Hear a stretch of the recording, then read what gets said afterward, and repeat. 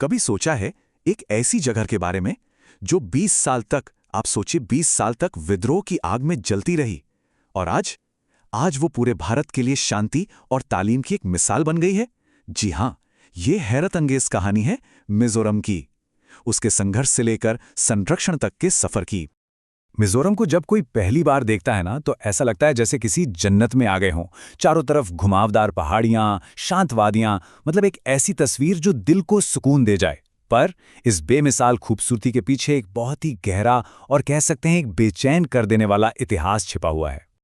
तो यही तो सबसे बड़ा सवाल है ना, कि आखिर ये शांत सी दिखने वाली जमीन दशकों तक चले एक भयानक विद्रोह से गुजरने के बाद भारत के सबसे कामयाब राज्यों में से एक कैसे बन गई। चलिए इस पूरे सफर को ना परत दर परत खोलते हैं और समझने की कोशिश करते हैं। देखिए, मिजोरम की कहानी को अगर समझना है तो सबसे पहले उसकी लोकेशन को समझना बहुत जरूरी है। ये म्यांमार और बांग्लादेश की सीमा पर है, जो कि एक बहुत ही स्ट्रेटेजिक लोकेशन है। और इसी भौगोलिक स्थिति ने, आप कह सकते हैं, इसके इतिहास और इसकी पहचान को एक गहरा आकार दिया है। तो चलिए अब कहानी में उस मोड़ पर चलते हैं जहां एक कुदरती आफत ने एक सियासी बगावत को जन्म दिया, और इसी घटना ने असल में आज के मिजोरम की नींव रखी। इस पूरी बगावत की जड़ें थीं 1959 के मौतम अकाल में। अब ये मौतम अकाल है क्या? ये एक बड़ी ही अजीब कुदरती घटना है। होता यह है कि हर 50 साल में यहाँ के बांस के जंगलों में फूल खिलते हैं, और जैसे ही ये होता है, चूहों की आबादी में मानो एक विस्फोट हो जाता है। लाखों करोड़ों चूहे, और इन चूहों ने उस साल सारी की सारी फसलें चट कर दी। नतीजा भयानक भूखमरी।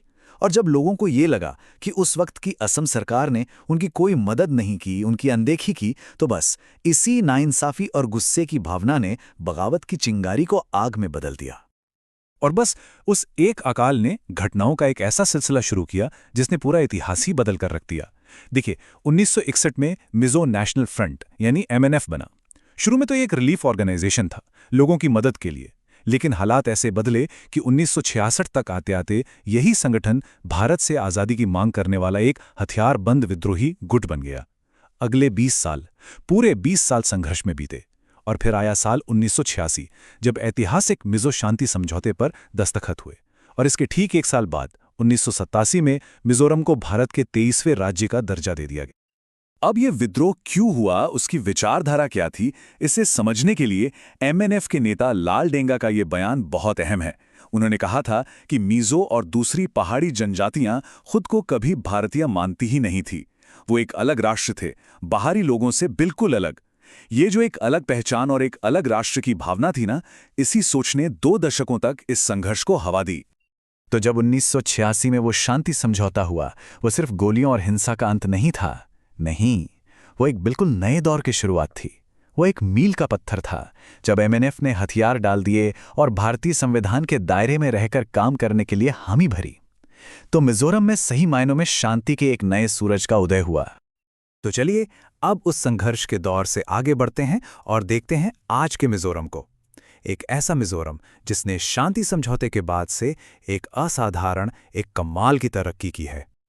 और इस तरक्की का सबसे बड़ा सबूत वो ये आंकड़ा है, 91.58%।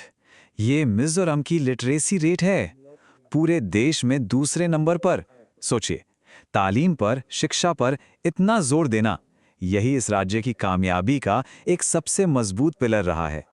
और अगर सिर्फ राजधानी आइजोल के आंकड़ों पर नजर डालें तो इस तरक्की की एक साफ झलक मिलती है। करीब 4 लाख की आबादी वाला ये शहर और लिटरेसी रेट लगभग 90%। ये शहर वाकई राज्य के विकास का पावर हाउस है, उसका केंद्र है। लेकिन देखिए, ये कहानी सिर्फ आंकड़ों की नहीं है। आंकड़ों से भी कहीं ज्यादा बड़ी कामयाबी है समाज में आया बदलाव। एक वक्त था जब यहां हिंसा थी, और आज मिजो समाज की नींव ही शांतिपूर्ण सह अस्तित्व पर टिकी है। उनका जो हिंसा का अतीत था, ये उसके बिल्कुल उलट है। और सच कहूं तो यही सामाजिक तालमेल, यही सद्भाव उनकी असली ताकत है। पर रुकिए, कहानी यहाँ खत्म नहीं होती। शांति तो आ गई, लेकिन उसके बाद मिजोरम के सामने एक बिल्कुल नई चुनौती आके खड़ी हो गई।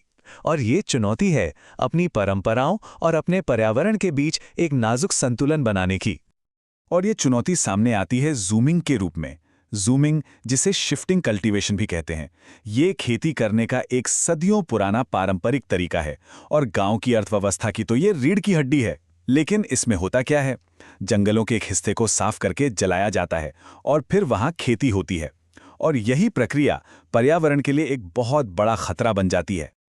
और इसका असर, सच कहूं तो वो चौंकाने वाला है। ये आंकड़े देखिए, ये बताते हैं कि मिजोरम का 2/3 से भी ज्यादा जंगल ओपन फॉरेस्ट यानी खुले वन की कैटेगरी में आता है। अब इसका सीधा सा मतलब ये है कि ये जंगल या तो कट चुके हैं या उनकी क्वालिटी बहुत गिर गई है, और इसकी एक बहुत बड़ी वजह झूमिंग ही है।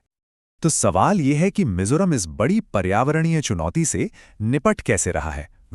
इसका जवाब एक बहुत ही एम्बिशियस और सुनियोजित मिशन में छिपा है। ये मिशन है ग्रीन इंडिया मिशन, और इसके तहत एक बिल्कुल साफ रोड मैप तैयार किया गया है। और इसका मकसद सिर्फ पेड़ लगाना नहीं है, नहीं, इसका लक्ष्य तो पूरे के पूरे इकोसिस्टम को, आप कह सकते हैं, फिर से जिंदा करना है। इसमें खराब हो चुके जंगलों को फिर से हरा भरा करना, झूमिंग वाले इलाकों को ठीक करना और किसानों को कृषि वानिकी के लिए बढ़ावा देना, सब कुछ शामिल है। और इस पूरे मिशन की जो आत्मा है ना, वो है लोगों की भागीदारी।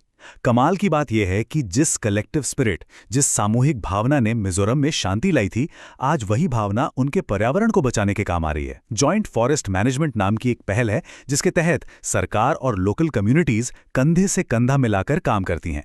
598 गांव की कमेटियां बनी हैं और 80,000 से भी ज्यादा परिवार सीधे सीधे अपने जंगलों की सुरक्षा और मैनेजमेंट से जुड़े हुए हैं। ये बहुत बड़ी बात है। तो मिजोरम का ये पूरा सफर हमें एक बहुत ही दमदार सवाल के साथ छोड़ जाता है कि आखिर ये कहानी हमें शांति कायम करने के बारे में क्या सिखाती है। कोई समाज इतने गहरे संघर्ष से निकलकर न सिर्फ अमन चैन कायम करता है, बल्कि अपने पर्यावरण को बचाने के लिए भी एकजुट हो जाता है। ये कैसे मुमकिन होता है? शायद इसका जवाब उसी सामूहिक जिम्मेदारी की भावना में छिपा है जो मिजोरम की असली ताकत है। और ये एक ऐसी सीख है जो हम सबके लिए बहुत मायने रखती है।